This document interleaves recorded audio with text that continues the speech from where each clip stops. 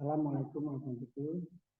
Perkenalkan, saya Bambang Citra, mahasiswa program studi magister terapan studi pemerintahan dengan NIM MTSP 403469. Adapun dosen pembimbing, dosen pengampun yaitu Bapak Bagus Wahyu Hartono SS SPP MA PID dengan mata kuliah Teori dan Terapan Implementasi Kebijakan Pemerintah. Mohon izin, saya akan mempresentasikan apa yang sudah disampaikan pada perkuliahan ini. Kebijakan secara etimologi diturunkan dalam bahasa Yunani yaitu polis, yang arti kata kota. Sementara secara teknologi dapat diartikan kebijakan adalah rangkaian konsep dan asas yang menjadi pedoman dan dasar rencana dalam pelaksanaan satu pekerjaan atau kepemimpinan dengan cara bertindak. Dalam hal ini, kebijakan berkenan dengan gagasan, pengaturan, organisasi, dan merupakan pola formal yang sama-sama diterima pemerintah atau lembaga, sehingga dengan hal itu mereka berusaha mengejar tujuan. Charles J. Pedic mendefinisikan kebijakan sebagai serangkaian tindakan kegiatan yang diusulkan seorang kelompok atau pemerintah dalam satu lingkungan tertentu, di mana terdapat hambatan atau kesulitan yang kesempatan terhadap pelaksanaan usulan kebijakan tersebut dalam mencapai tujuan tertentu. Dalam arti sempit, trias politia atau pertama kali ditemukan oleh filsuf berkebangsaan Inggris John Locke yang dilengkapi oleh Mas Quinn yang membagikan kekuasaan menjadi 3 bentuk kekuasaan, yaitu kekuasaan legislatif, kekuasaan eksekutif, dan kekuasaan yudikatif. Nah, kekuasaan legislatif itu yang berwenang menciptakan undang-undang. Kedua, kekuasaan eksekutif, yaitu penyelenggaraan undang-undang atau discretion.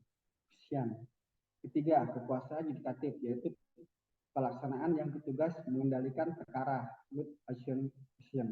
Nah, dalam arti luas, dalam hal ini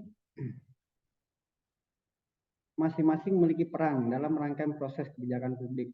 Dalam arti luas, wilayah kekuasaan sebagai yang berwenang dalam membentuk kebijakan publik.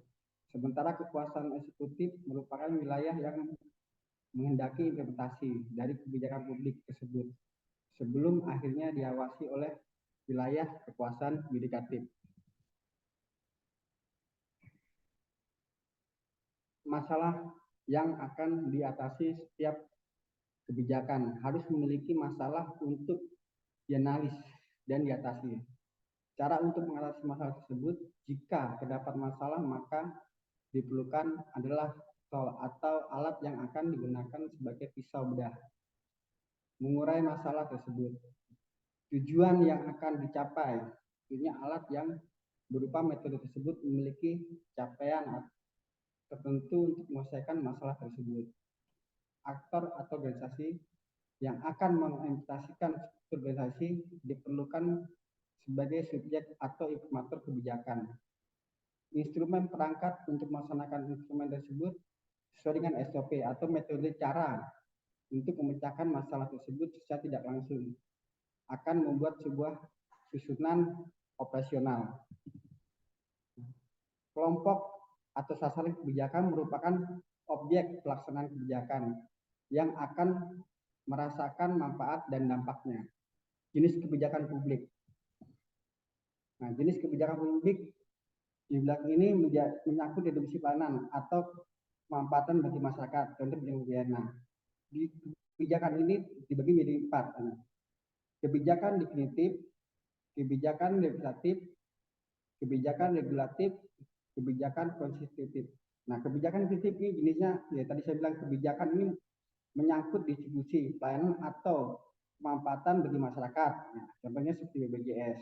Nah, kebijakan regulatif atau kebijakan ini mengatur atau alokasi kekayaan atau pendapatan atau kepemilikan di antara berbagai kelompok masyarakat, contohnya pajak.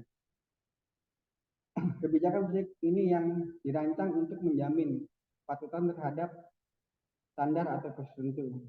Kebijakan konsisten, ini kebijakan yang didasarkan atau kehendak atau permintaan kelompok tertentu.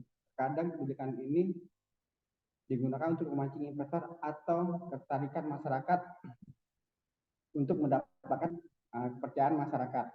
Nah, bentuk-bentuk kebijakan publik, nah, yang tertulis biasanya berupa produk hukum yang dihasilkan dari sebuah lembaga pemerintahan. Nah, jenis yang tidak tertulis biasanya berupa kebiasaan-kebiasaan atau custom yang akan menghasilkan norma yang berkembang dan berlaku di masyarakat. Tingkat kebijakan publik. Nah, tingkat kebijakan ini menurut 3 ya, ada sumber ya, ability-based policy, racial-based policy, dan census-based policy. Nah, menurut evidence-based policy, nah, pengambilan kebijakan itu berbasis bukti atau fakta, merupakan sebuah proses pengambilan kebijakan yang berbasis pada bukti. Nah, ini merupakan lawan dari pengambilan kebijakan yang hanya berdasarkan kepada profesi pribadi yang cenderung emosional, berjangka pendek, berbasis pengalaman, atau menyentuh atasan. Nah, menurut research-based policy, kebijakan sudah dianalisis, dilabelkan dengan teori dan sudah diaplikasi. Nah, kalau menurut census-based policy, tingkat ini merupakan hasil dari komputasi persoalan manusia yang akan terus berubah sering dengan perubahan zaman. Tuntutan menjawab permasalahan kekinian dan masa depan ini melahirkan teori dan metodologi baru dan tidak dapat ditampung lagi dalam ilmu-ilmu mendisiplin, sehingga dalam pemulisan kebijakan ini menggunakan berbagai ilmu pengetahuan untuk menghasilkan sebuah kebijakan yang terbaik. Nah, berdasarkan undang-undang, contoh berdasarkan Undang-Undang Nomor 20 Tahun 2003 tentang Aparatur Sipil Negara atau ASN yang menjadi pengganti Undang-Undang Nomor 5 Tahun 2012, memberikan keleluasaan pemerintah untuk menetapkan atau mutasi terlantar, yakni ASN bisa mengisi jabatan di BUMN, TNI, Polri, hingga daerah. Begitu juga sebaliknya, yang artinya dijabarkan secara rinci dalam rancangan peraturan pemerintah tentang manajemen pegawai ASN akan membuat status kereta yang bermutasi dan berubah. Namun hal itu tidak berlaku status PSS-nya tidak hilang. Berdasarkan ketetapan dari Deputi Bidang Sistem Informasi Kepegawaian Daerah atau BKN. Status awal tetap apabila di pegawai BUMN atau PNS apabila menjadi tugaskan pada instansi yang berbeda. Nah, istilah yang digunakan dalam perbantuan.